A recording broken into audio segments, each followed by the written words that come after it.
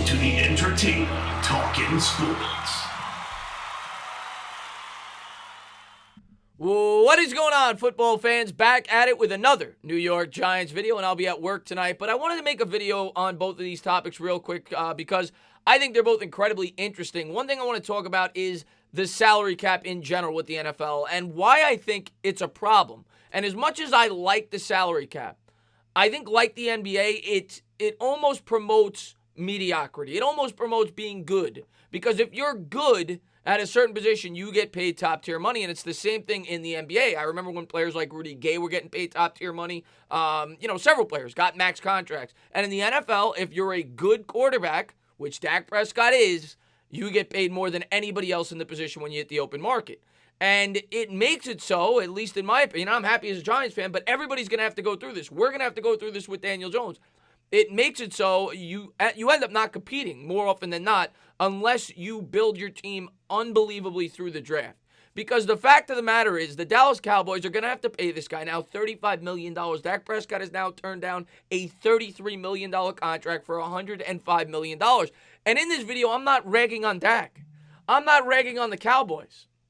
But I'm ragging on the NFL system and the salary cap that is put in place and how teams handle paying out these quarterbacks. You look at Dak Prescott last year, some people will point to the yards. The yards were very good. He had almost 5,000 yards passing. He was among one of the league leaders.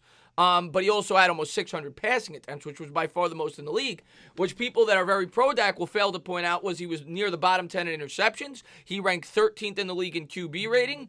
And he ranked 13th in the league in completion percentage, which are still good, but they're not upper echelon numbers. And I would think even the biggest Dak supporter would not think that this guy's a top 5 quarterback, and he's a fringe top 10 quarterback. And this is all with having the best support system in all of football. Put him on a team without a top offense. They ranked first and second in pass and run blocking last year.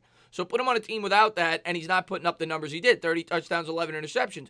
Very good numbers for a quarterback. But he now is going to get paid as much as Russell Wilson did. And that's wrong. And it's the same thing in the NBA. When you have players like, I don't know, throw a name out there, Paul George making as much as LeBron James. That is the problem with the salary cap. As much as I like it, because it creates, competitiveness, right? Where in baseball, it's kind of like capitalism, where the New York Yankees could spend X amount of dollars, even though they do have a tax now.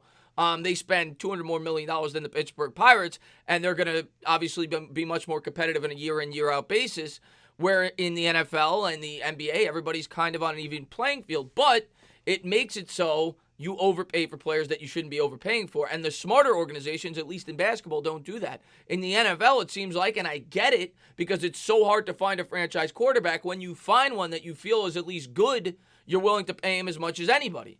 And that's a problem that the New York Giants could potentially run into. It's a problem that the Dallas Cowboys are running into.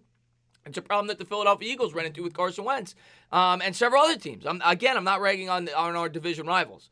It happened to the Atlanta Falcons. It happened to the Detroit Lions. And now Dak had the goal to turn down $33 million, which is essentially saying I'm better than anybody. I deserve my $36 million, where I could certainly argue you give Aaron Rodgers that offensive line. He's a hell of a lot better than you. You know, you give a lot of quarterbacks the pieces that he's had, they're going to be a lot better than you. And Dak was obviously given that opportunity due in large part to the fact that he was making $1 million a year. Now that he's going to make $34 million a year, it's going to catch up at some point. But my mind is blown that a guy who I feel is a slightly above average starting quarterback is going to make $35 million a year. And it's only going to go up. It's getting worse and worse and worse, specifically at that position.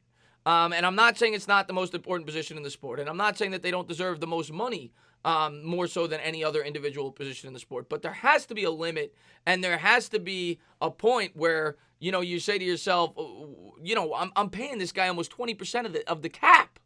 That's what that would be. The cap is essentially $200 million right now. You'd be paying him $35 million a year on average. Now, I know that they tinker with the salaries and they front load them sometimes so they have more space on the back end. But regardless, it's a major, major problem in the sport. The other thing I wanted to talk about, and I don't like to give a lot of shine to PFF. I don't. And this is more so to speak out against the what I think is overrating the wide receiver position. PFF now has had 3 mock drafts. They've mocked the Giants to take 3 different wide receivers. And my issue today when I saw it wasn't even Henry Ruggs, which is who, and it was an analytical draft, whatever that means. It's something to do with their analytics, and that's what their analytics say the New York Giants should take based on need and best player available. Apparently, their analytics feels that the New York Giants' biggest area of need, I suppose, is a wide receiver, and the best available wide receiver is Henry Ruggs. Here's my answer to PFF, which I think clearly overrates the wide receiver position. I think a lot of people overrate the wide receiver position, and I'm going to get into it. In my opinion, the wide receiver position is one of the least important positions in football, and I know PFF will combat that, and I know a lot of people that follow PFF will combat that. But I'm going to get into my reasoning as to why I think it's just facts. And the New York Giants would be foolish. And I'll get into PFF's reasoning for drafting Ruggs. I'll pull up the exact quote. But the offensive line is a hell of a lot more important. The New York Giants ranked 25th in the league, especially when you got a running back like Saquon Barkley and you're trying to keep your quarterback upright. I'm not saying that the wide receiver position isn't important, but the Giants have much more pressing needs, like a pass rusher, like a linebacker. All those things, as far as I'm concerned, are more important than one individual wide receiver. And the Giants could always find a receiver later in the draft, especially in this year's draft when it's as deep as a class as ever. But let's jump into some of the things I wanted to show you guys. First, I wanted to show you guys this was their reasoning for the New York Giants taking a wide receiver. I'm not even going to specify Henry Ruggs.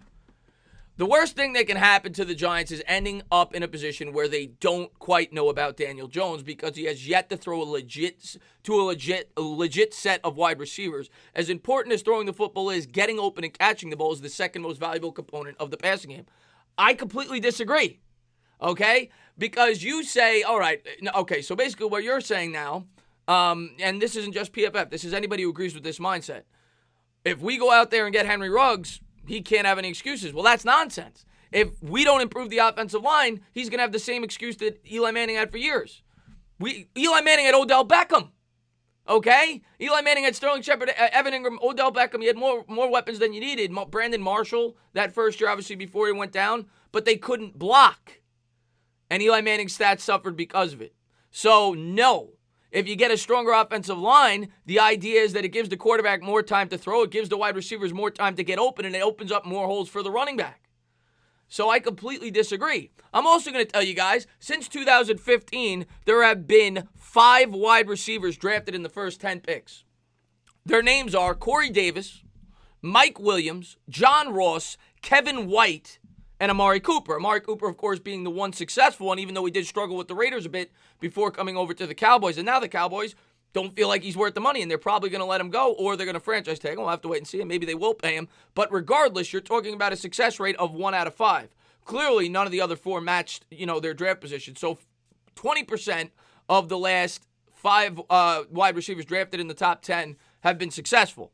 I also wanted to show you guys the top paid wide receivers in the league per last year. And let's take a look at how these teams did last year. Now, Michael Thomas is the top paid receiver, but if you look at the contract, it really doesn't hit until this next year, right? It was the first year didn't really go much against the cap. Odell Beckham, the Cleveland Browns, of course, were very, very disappointing. Mike Evans, the Tampa Bay Bucks, went 7-9. DeAndre Hopkins had a nice year there with the Houston Texans, but of course they still have their quarterback on a rookie deal. That will change once Watson gets paid. Brandon Cooks, the Rams had a disappointing year. Jarvis Landry, same thing there with the 7-9 Browns.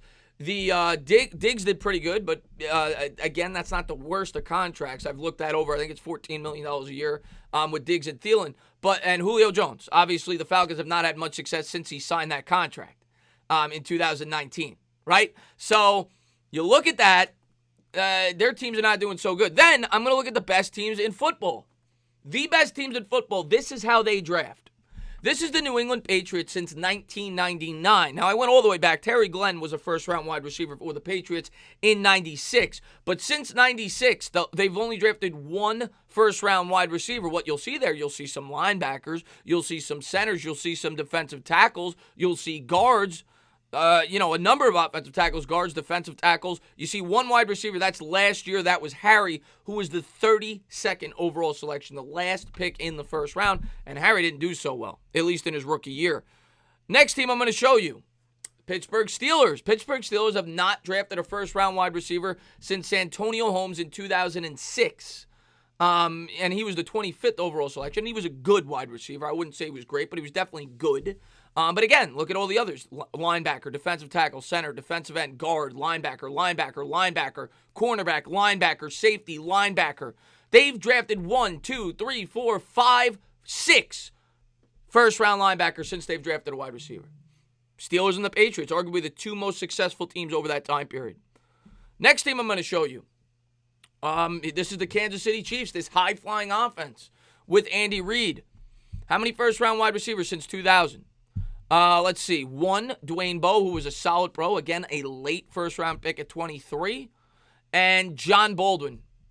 John Bolden didn't amount to anything. Was the 26th overall selection for the Kansas City Chiefs. Outside of that, again, you see a lot of offensive linemen, a lot of defensive ends, a quarterback, guards. You see trenches, right? Another very successful team in the Kansas City Chiefs.